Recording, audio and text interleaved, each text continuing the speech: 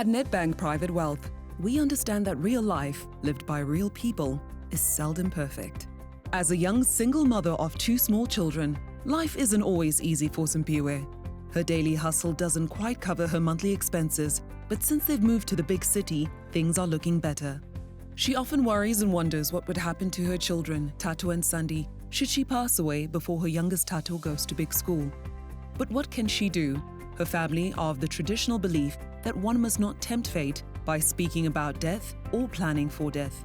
So, Simpiwe contributes towards a funeral plan that will pay out 50,000 Rand effectively on her death, just enough to cover the cost of her funeral, and she also pays for her mom's plan too. It's exciting living in a big city. There's so many shops and choices. She's also an owner of a bonded apartment with a net value of 400,000 Rand, so there's a bond cover in place. And she just recently purchased a brand new motor vehicle that is also financed. Months go by and bills start to pile up. It's tough, but the credit card and clothing accounts help. But what can she do? She has to keep going, especially as Tato is going to big school next year. Sadly, as life would have it, Simpiwe never gets to see Tato go to big school because she dies after a sudden illness. Without a will, the family start bickering over who will look after and provide for the children financially, and also who will settle Simpiwe's outstanding bills. What could Simpiwe have done differently? Let's find out. This scenario definitely hits home to many of us, and personally me as well. So they say that we should look after our children in life and in death. So I'd like to look at it in 4 ways. Firstly, nearly 75% of South Africans die without a will. So Simpiwe should at least have gotten a will, first of all. How do we normally do that? And I'd like to take advantage that Nedbank does offer free wills. There are many institutions where one can also source out to draw a will through either lawyers as well. But our free wills can be done where we are appointed as executors of the estate, or also at a marginal cost for an external executor. This can be done also through our financial advisors at Nedbank branches and our suite. Virtually as well as online applications are available. So without a will, so Simpiwe dies interstate, which now leaves the government to dictate how her assets will be shared, never mind what will happen to the kids. Secondly, on the guardianship point, as a parent of a minor, the Children's Act, if I may say, makes provision for any of us to nominate a legal guardian in our wills. Although it is quite an important thing to remember that when you nominate that person that's a guardian, they must be able to accept that position if and when that time arises. So in Simpiwe's case, it could be that the mom can assume the responsibility of guardianship, but if there's a biological death somewhere, if they're still alive, naturally they should take that responsibility. But if they could be in prison or they have no financial means whatsoever to care for the kids, then the mom will be the best option to look at that. Important to note is that whoever has been appointed as a guardian must be effectively a trusted person that can step in our shoes and take over the parenting of the children in every aspect. Since Simpiwe did not appoint the mom as a guardian, the mom will need to do the application herself to apply through the court, and we all know that there's a huge emotional and financial burden that's placed on a surviving family and friends, not to even mention on the minor children.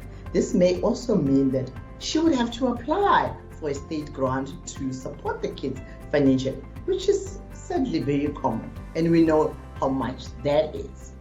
Thirdly, the consequence of Simpiwe's death. She died with a huge debt burden, with few frequent payments of her bond, though there's a distinction that there is cover that may possibly or potentially settle the debt, but that will be on condition that her debt, her premiums are paid up to date. The fact that she also bought a car, the installments on the car are expected until the car is fully settled. Otherwise, the car will also sadly be repossessed, which may lead to an inconvenience for the mom if the mom is a driver and the kids as well. When applying for loans, quite important that people realize there's always an option for credit life protection for most of the unsecured debt, and the life protection for home loans or a car, which may be payable to a bank to settle the debt, or also possible life cover that can be taken, which can be payable to a state to ensure that the debt is fully settled. And where there's enough money, it can help on the liquidity and the upbringing of the kids.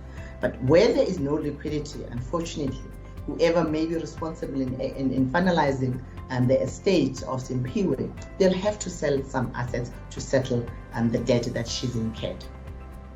Even though we often speak about natural, that insurance is often a grudge purchase, but when you have children, I must say, we should always seek to protect and ensure that their financial future is secured.